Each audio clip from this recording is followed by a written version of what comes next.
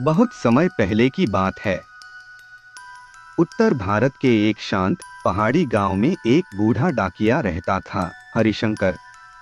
लोग उसे हरि चाचा कहते थे।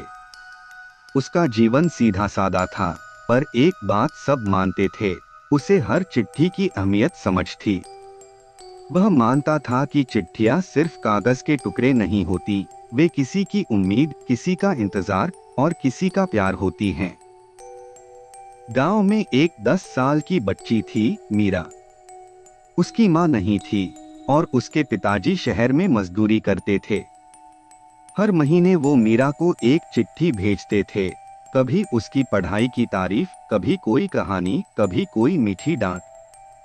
मीरा उन चिट्ठियों को अपनी सबसे कीमती चीज की तरह रखती। हर पत्र को वह एक सुंदर बक्से में सजाकर रखती थी, जैसे कोई खजाना हो। हर बार जब डाक आता, मीरा स्कूल से भागती हुई डाकघर पहुंचती। हरी चाचा मुस्कुराते हुए चिट्ठी थमाते और मीरा की आंखों में चमक आ जाती। यह सिलसिला महीनों तक चलता रहा।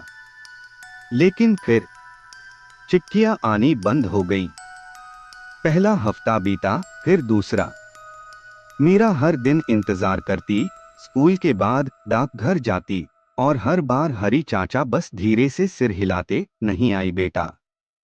एक महीना बीता, फिर दो, फिर तीन।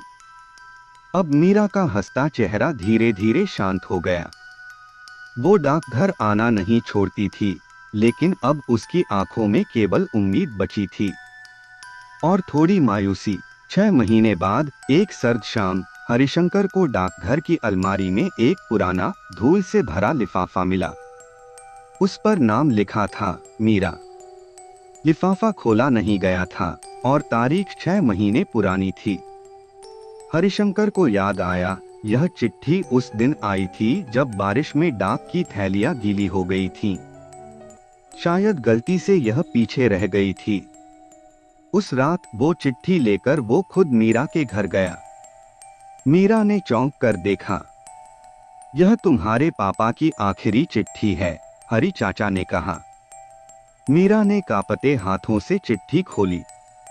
लिखा था, प्रिय मीरा, अगर मेरी चिट्ठियां कभी बंद हो जाएं, तो समझना कि मैं तुमसे बहुत प्यार करता था। अगर कभी तुम्हें मेरे बिना जीना पड़े, तो डरना मत। मैं हमेशा तुम्हारे साथ रहूंगा, तुम्हारे शब्दों में, तुम्हारे ख्वाबों में और तुम्हारी हिम्मत में। तुम्हारा पापा। मीरा चुप थी। आंखों से आंसू बह रहे थे, लेकिन होठों पर एक शांति भरी मुस्कान थी।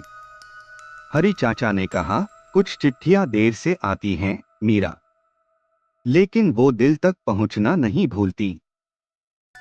कुछ संदेश समय से नहीं, दिल से पहुंचते हैं और वहीं हमेशा के लिए बस जाते हैं।